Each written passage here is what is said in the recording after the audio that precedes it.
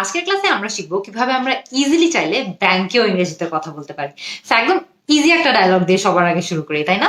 যে মনে করেন আপনি একটা ব্যাংকের ভিতর ঢুকলেন আর ঢোকার পর পর দেখলেন যে ব্যাংকে অনেক লম্বা লাইন। আপনি যদি কাউকে জিজ্ঞেস করতে চান যে আপনার সামনে যে লাইনটা আছে সেটা কিসের লাইন, তাহলে আপনি কিন্তু ইজিলি এটাও ইংলিশে জিজ্ঞেস করতে পারবেন। কিভাবে? Is this the line for dash? Is this the line for cash deposit?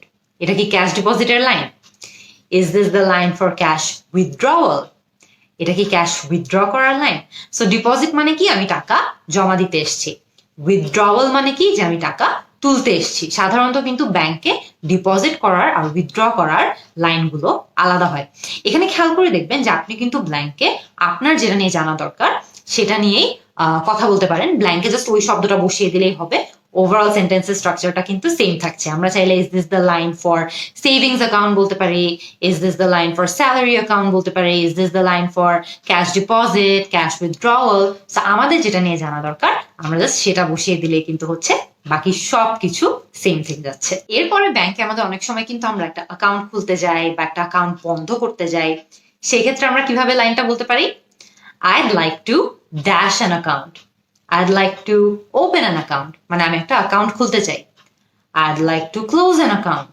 মানে আমি আমার যে অ্যাকাউন্টটা আছে সেটা বন্ধ করতে চাই। সো ইজিলি কিন্তু সেন্টেন্সের স্ট্রাকচার সেম থাকছে। আমরা অ্যাকাউন্ট খুলতে চাইলে বলবো I want to open an account, আর অ্যাকাউন্ট বন্ধ করতে চাইলে আমরা বলবো I want to close an account. আমাদের পুরো সেন্টেন্সের স্ট্রাকচার কিন্তু অ্যাজ অলওয়েজ সেম থাকছে।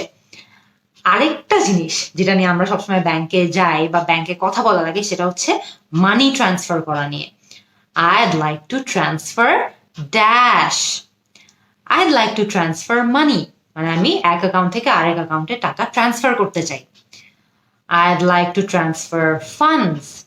Funds আর মানি দুটোরই অর্থ হলো যে টাকা। সো আমি এক অ্যাকাউন্ট থেকে আরেক অ্যাকাউন্টে টাকা ট্রান্সফার করতে চাই। এরপরে আমরা অনেক সময় ব্যাংকে কোনো একটা পার্টিকুলার উদ্দেশ্য নিয়ে আসি, বা আমাদের হয়তো বা কোনো একটা কাজ থাকে যে আমরা একটা অ্যাকাউন্ট খুলবো, একটা ডিপোজিট করব, অথবা টাকা উইথড্র করবো বা টাকা তুলবো। সো এই ধরনের জিনিসগুলোও কিন্তু আমরা একটা বাক্যের মাধ্যমেই বলতে পারি। কিভাবে? I want to dash. I want to make a deposit. মানে আমি একটু টাকা ডিপোজিট করব বা হয়তো বা একটা অ্যাকাউন্টে টাকা ভরবো। I want to withdraw cash. যে আমি টাকা তুলবো, হয়তো বা আমার অলরেডি সেখানে অ্যাকাউন্ট আছে, আমি টাকা তুলবো। I want to open an account. আমি একটা অ্যাকাউন্ট খুলবো। হয়তোবা ব্যাংকে আমার কার্ড এসে গেছে, আমি কার্ডটা তুলতে এসেছি। I want to collect my card. So খেয়াল করে দেখবেন আমাদের ওভারঅল সেন্টেন্স স্ট্রাকচার কি? I want to dash. ড্যাশে আমরা যেটা করতে এসেছি সেটা বসিয়ে দিলেই কিন্তু হচ্ছে। তারপর অনেক সময় এরকম হয় না যে আমরা একটা ব্যাংকে গিয়েছি এবং আমরা কারোর সঙ্গে কথা বলতে চাচ্ছি একটা নির্দিষ্ট কিছু নিয়ে। হয়তো বা আমরা একটা সেভিংস অ্যাকাউন্ট খুলতে চাই, বা আমরা হয়তো বা একটা ইনভেস্টমেন্ট প্ল্যান করতে চাই, বা যে কোনো কিছু একটা রিটায়ারমেন্ট প্ল্যান সম্পর্কে জানতে চাই।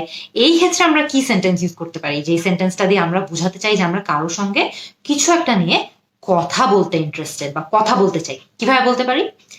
I want to talk to someone about dash. I want to talk to someone about an investment plan. যে আমি হয়তো বা কোথাও টাকা বিনিয়োগ করতে যাচ্ছি, বাট আমার কাছে কোনো প্ল্যান জানা নেই। আমি সেই প্রসেসটা সম্পর্কে কারো থেকে জানতে চাচ্ছি। So I want to talk to someone about dash, an investment plan. অথবা আমি যদি কারো থেকে সেভিংস প্ল্যান নিয়ে জানতে চাই, আমি জাস্ট ইনভেস্টমেন্ট প্ল্যানটা সরিয়ে দিয়ে এখানে সেভিংস প্ল্যানটা বসিয়ে দিব যে I want to talk to someone about a savings plan.